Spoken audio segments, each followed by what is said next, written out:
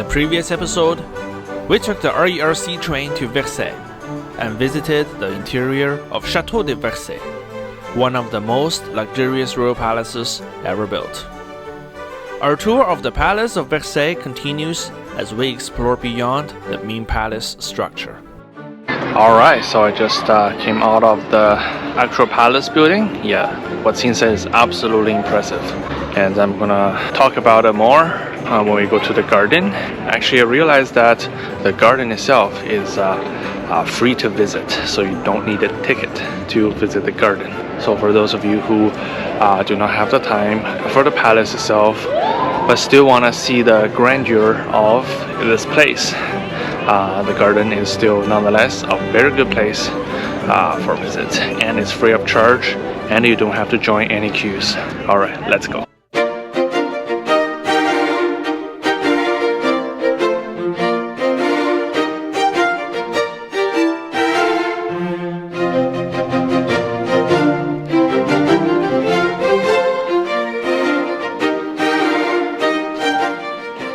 Aurélie told me that she grew up near Château de Versailles, and the garden of the palace was essentially her backyard. My first impression of the garden was, oh my gosh, Aurélie, what kind of backyard did you have? Wow!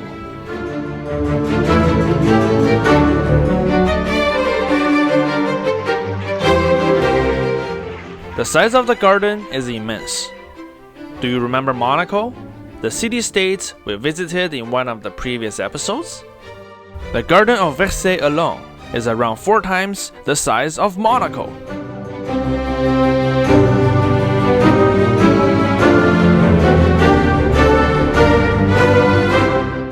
From the garden, you also get to see the Grand Chateau from a different angle that was unseen before. Yeah, so if you recall, this is where the Hall of the Mirror is located. So the chateau or the Palace of Versailles, this was mostly commissioned and built during the reign of Louis XIV. Yeah, and after touring the actual palace, I would say, it was quite impressive. And Louis XIV, who pretty much commissioned the construction of this place, who is able to conceive something of this size, of this scale, once said that L'État c'est moi. That means I am the state. If somebody from the modern age says that, you think, wow, what an asshole. Actually, all of the people, all of those leaders who we can imagine having the capability of saying such things, we often label them as a dictator. And you can pretty much say that what this man believed is pretty much inconsistent with the mainstream values of the 21st century. I mean, the world leader just had a conference in Glasgow about global warming and all those issues that our generation is facing now. But imagine back in the days, did Louis XIV think about climate change? And with the construction as this, how much CO2 emission would come out? But just, as today's people, all we can do here is to see the piece of history, admire the elegance, and I don't know, should we build something like this in the modern age? Definitely leave a comment and let me know.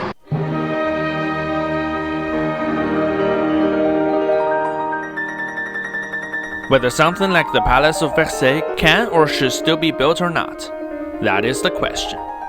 However, what is not the question is that back in the days, there were several other projects that were modeled or took inspirations from Château de Versailles, including Peterhof in St. Petersburg and Schönbrunn in Vienna. I've been to both places, and I can tell you, yes, these 2 places were elegant on their own terms, and if you ever visit St. Petersburg or Vienna, don't miss them. Nonetheless, neither palace surpassed the Palace of Versailles in terms of size, nor the quality of construction as reflected in decorations and structural-wise.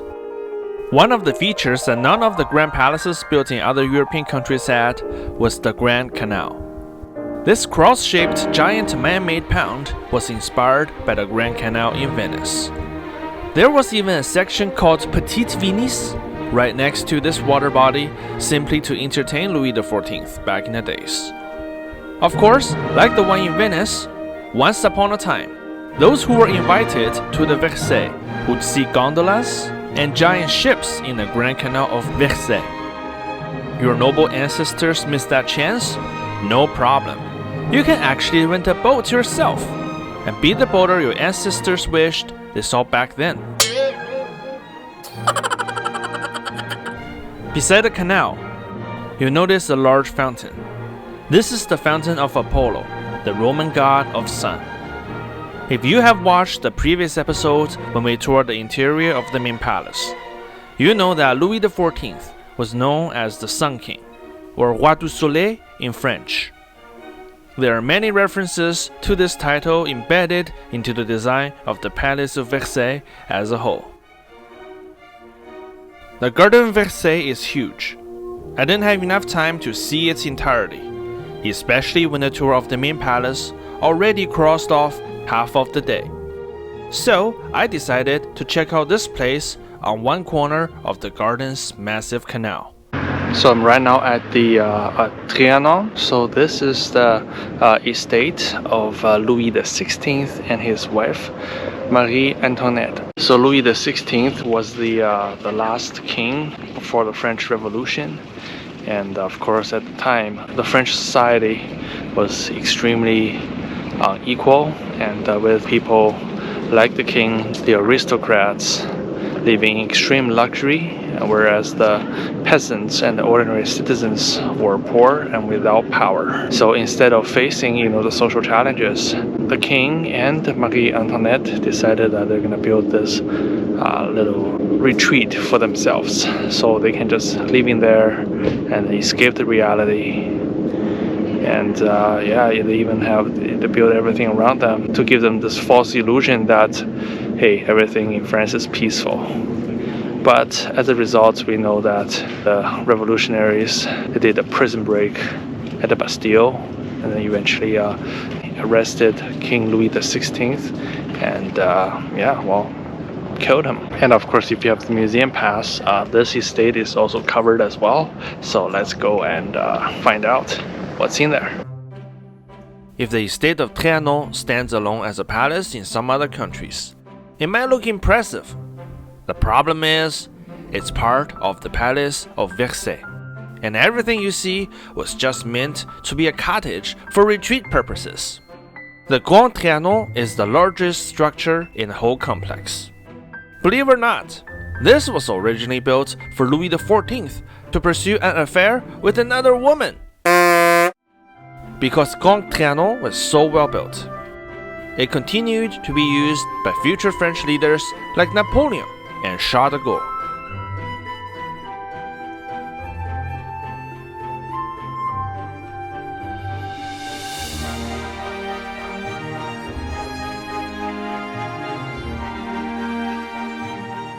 Yeah, so far compared to the actual palace itself, this place is more like a cottage. This is more like a little Versailles within the Versailles, but less luxurious.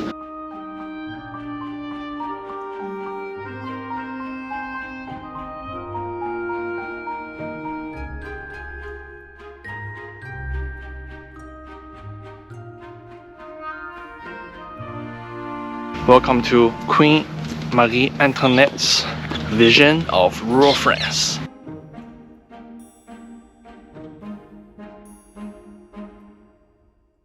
Like mentioned earlier, instead of facing, learning, and solving the everyday challenges real people living in the real rural France faced at the time, Louis XVI and Queen Marie Antoinette simply built a farm of their idealized version of rural France inside the Estate of Trianon. This created a false illusion and deepened the divide of what the French absolute monarchy at the time's perception of rural France versus the reality. It made me think of a story that's totally the opposite. Once upon a time, a young prince who was from the other end of the world was brought up in an estate like the Trianon, being showed to only the perfect version of this world.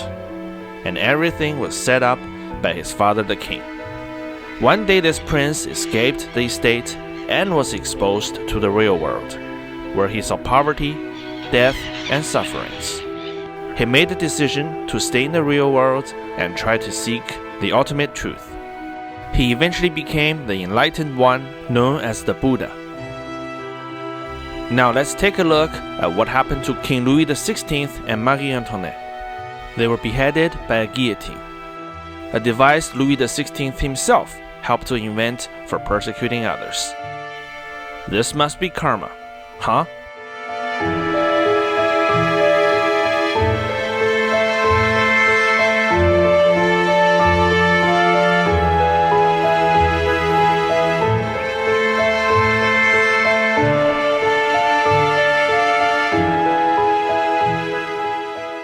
Now I'm actually thinking about all the sheeps on Vancouver Island.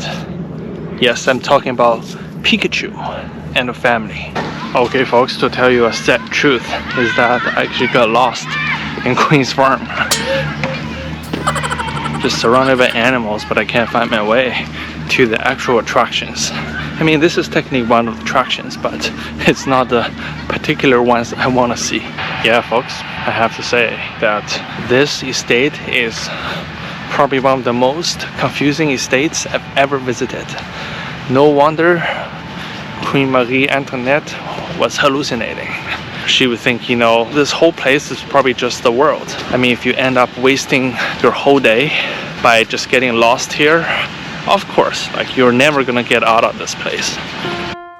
Fortunately, I found my way out and made it to the Petit Trianon area, the core part of the estate of Queen Marie Antoinette. While the main building was even less impressive than the Grand Trianon, people mostly came to check out different gardens of the Petit Trianon. I could imagine this visit would be much more delightful if it was done in late spring or summer, because you'll see the flowers in full bloom.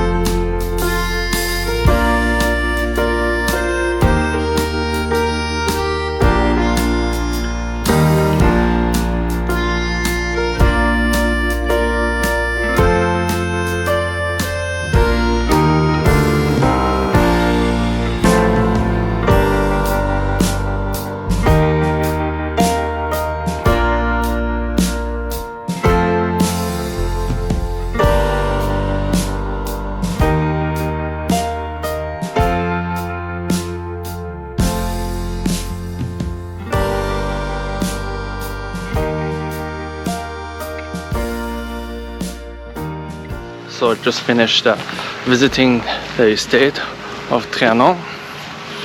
Yeah, I would say, I spent most of the time getting lost in there. But overall, it was not as exciting as the big Palace of Versailles. So if you are first time here or you're short on time, I highly recommend visiting just the chateau and maybe part of the garden. And you can skip the Estate of Trianon. But anyways, it's getting dark, so let's head back to Paris. Ever wonder how they mow the lawn here in Versailles?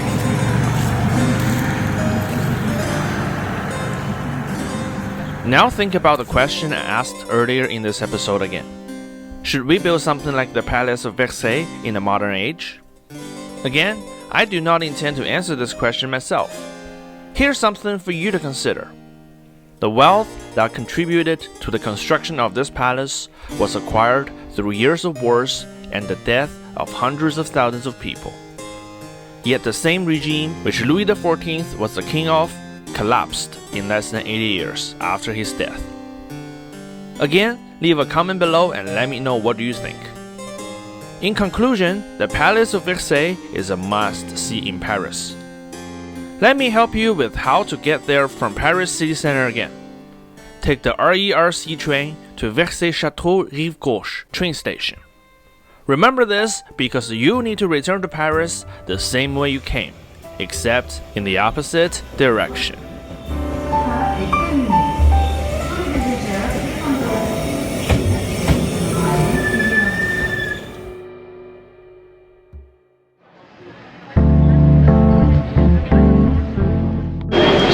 right now on Rue Cler. So this is one of the streets that was recommended by Rick Steves. And according to him, this is supposed to be a Paris with a small village feel, and there's supposed to be eateries, local shops, that kind of stuff. But so far what I see looks pretty touristy to me. Rick's recommendations, I found generally speaking they're pretty good, but there are a couple things, it's really up to you, because those are basically just his own opinion, and of course you have your own opinion as well. So I guess, go with your feeling. Like for me, I had a feeling that this place is going to be a tourist trap in the very beginning. So it looks like it is. But hey, we're actually going to visit a different place that I found out in Paris that probably would fit Rick's description. 1 hour later.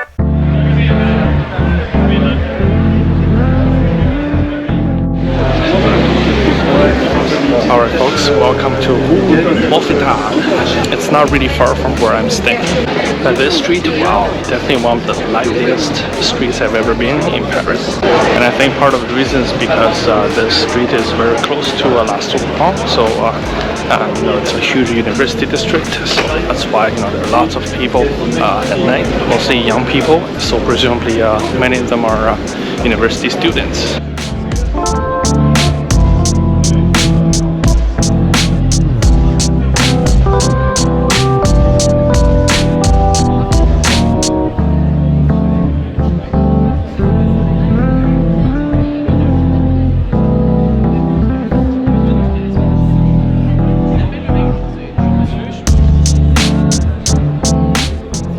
One of my favorite things about Rue Mouffetard was its large selections of restaurants. On that night, I had some top-notch Greek food served by a group of very joyous old Greek men. Let me repeat again. Customer service is an art and skill, and it has nothing to do with being young and hot. I'm looking at you, Hooters. Our adventure will continue as we enter the final day of this trip before heading home. What else will we see? Follow me to the next episode.